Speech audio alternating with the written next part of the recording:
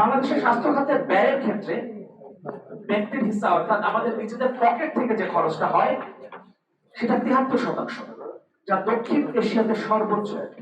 16-17 অর্থ বছরে 100 টাকা বাড়ানো হয়েছিল, এখন তারা 600 টাকা পান এবং মাত্র 50 টাকা বাড়িয়ে এবারের বাজেটে 650 টাকা করা হয়েছে, মাসিক মাত্র 650 টাকা।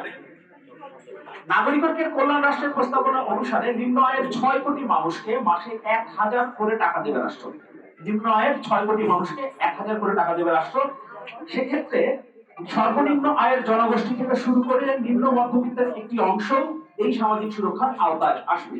একটি দরিদ্র পরিবারের 5 জন সদস্য থাকলে সেই পরিবার 5000 টাকা পাবে। এর জন্য প্রয়োজন হবে বছরে 72,000 কোটি টাকা।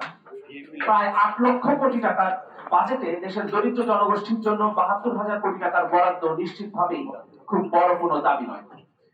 স্বাস্থ্য এবং শিক্ষা খাত, আমরা যেহেতু বরাবরই কল্যাণ রাষ্ট্রের কথা বলি, তাই এই খাতেও স্বাস্থ্য এবং শিক্ষা খাতেও আমরা বিশেষভাবে নজর রাখি। এবারের বাজেটে শিক্ষা খাতে জিডিপির অনুপাতে বরাদ্দ কমে 1.53% দাঁড়িয়েছে, যেটা এলডিসি-ভুক্ত দেশের মধ্যে তৃতীয় সর্বনিম্ন। স্বাস্থ্য খাতে উন্নয়ন বরাদ্দ কমানো হয়েছে 13%, জিডিপির অনুপাতে মাত্র 0.67%। গত বছরও এই অনুপাত ছিল 0.74, অর্থাৎ এবার প্রায় গত 10 বছরে স্বাস্থ্য সেবার অবস্থা 48তম, 51টি দেশের মধ্যে 48তম। এবারের বাজেটে সেই ধারা অব্যাহত থেকেছে। বিশ্ব স্বাস্থ্য সংস্থার মধ্যে বাংলাদেশের মতো দেশের জিডিপির অন্তত 5% স্বাস্থ্য বরাদ্দ থাকার কথা, আর ইউনেস্কোর মধ্যে শিক্ষা ক্ষেত্রে বাজেটের অন্তত 6%। সেখানে আমাদের বলা যেতে পারে 1.53% শিক্ষা ক্ষেত্রে বরাদ্দ রাখা হয়েছে এবং স্বাস্থ্যে মাত্র 0.67%। অর্থাৎ যে ধারার ভেতরে আমরা ছিলাম সেই ধারা থেকে এবারও আমরা বের হতে পারি। বাংলাদেশের স্বাস্থ্য খাতের ব্যয়ের ক্ষেত্রে ব্যক্তির হিস্সা অর্থাৎ আমাদের নিজেদের পকেট থেকে যে খরচটা হয় সেটা 73%, যা দক্ষিণ এশিয়াতে সর্বোচ্চ। চিকিৎসা ব্যয় মেটাতে এদেশের অনেক মানুষ দারিদ্র সীমার নিচে নেমে যায়। প্রতি বছর কমপক্ষে 65 লক্ষ মানুষ দারিদ্র সীমার নিচে নেমে যায় শুধুমাত্র স্বাস্থ্যের নিজের পকেট থেকে খরচের জন্য। সরকার এখানে দৃষ্টি দেয় না। তাই নাগরিকের কল্যাণ রাষ্ট্রের প্রস্তাবনা অনুযায়ী দারিদ্র সীমার নিচে থেকে মধ্যবিত্ত পর্যন্ত মানুষের সব ধরনের ওষুধ সহ, কিন্তু নিম্ন মধ্যবিত্ত পর্যন্ত সব ধরনের ওষুধ সহ চিকিৎসার পুরো খরচ, পুরো দায়িত্ব রাষ্ট্র নেবে। মধ্যবিত্তের ক্ষেত্রে হাসপাতালে ভর্তি হয়ে নেওয়া চিকিৎসার পুরো খরচ রাষ্ট্র বহন করবে। এবারের বাজেটেও কালো টাকা সাদা করার সুযোগ রাখা হয়েছে, যদি এবার করের পরিমাণটা কিছুটা বাড়ানো হয়েছে এবং বলা হয়েছে আবাসন খাতে বিনিয়োগের মাধ্যমে কালো টাকা সাদা করা যাবে। অর্থাৎ আবাসন খাতটা পুরোপুরি ভাবে এই কালো টাকার মালিকদের হাতে দিয়ে দেওয়া হবে।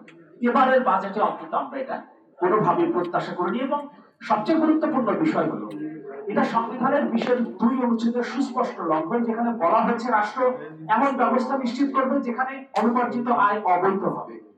অবিশ্বাস্য ভাবে দীর্ঘদিন যাবৎ সংবিধানের সাথে সাংঘর্ষিক একটা ব্যবস্থা বাজেটে রাখা হয়েছে এবং জুলাই অভ্যুত্থান পরবর্তী বাংলাদেশেও সেই ধারা অব্যাহত থাকলো। খাদ্যের মূল্যস্ফীতির কথা আমরা জানি, গত 4 বছর ধরে মূল্যস্ফীতি 10% ঘরে, এবং এই হিসাবটা আসলে আমরা পরিষ্কারভাবে পাই না। সরকার কখনোই পরিষ্কারভাবে আমাদেরকে সেই হিসাবটা দেয় না। তবে আমরা এটা জানি যে খাদ্যের মূল্যস্ফীতি গত 4 বছর ধরেই প্রায় 15% বা কখনো কখনো তার থেকেও বেশি। কিন্তু এবারের বাজেটেও খাদ্যের মূল্যস্ফীতি কমানোর তেমন কোনো উদ্যোগ নেওয়া হয়নি। শহরের প্রান্তিক জনগোষ্ঠী আয়ের 61.31% এবং গ্রামীণ প্রান্তিক জনগোষ্ঠী 65.36% খাদ্যের পেছনে ব্যয় করে।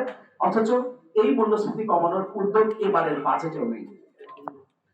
কিছু পণ্যের শুল্ক কমিয়ে আসলে মূল্যস্ফীতি নিয়ন্ত্রণ করা যাবে না, কারণ এর আগে স্বৈরাচার হাসিনা সরকারের সময়ও আমরা দেখেছি বিভিন্ন প্রেক্ষাপটে শুল্ক কমানোর চেষ্টা করা হয়েছে, কিন্তু তাতে বাজারে কোনো প্রভাব পড়েনি। এবারে বাজেটে সার্বিক মূল্যস্ফীতি 6.5% নামিয়ে আনার কথা বলা হয়েছে, কিন্তু সে ব্যাপারে সুস্পষ্ট এবং বাস্তবায়নের জন্য কার্যকর কোনো পদক্ষেপ বা দিক নির্দেশনা নেই।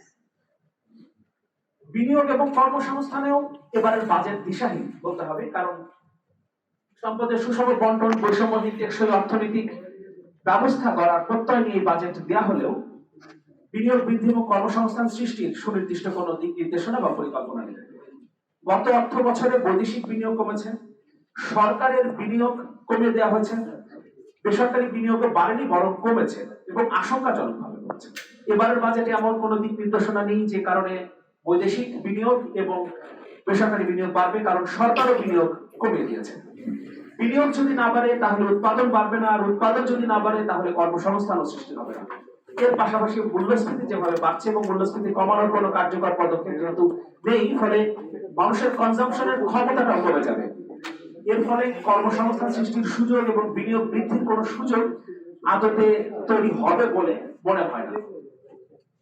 পণ্যের উৎপাদন খরচও বাড়বে।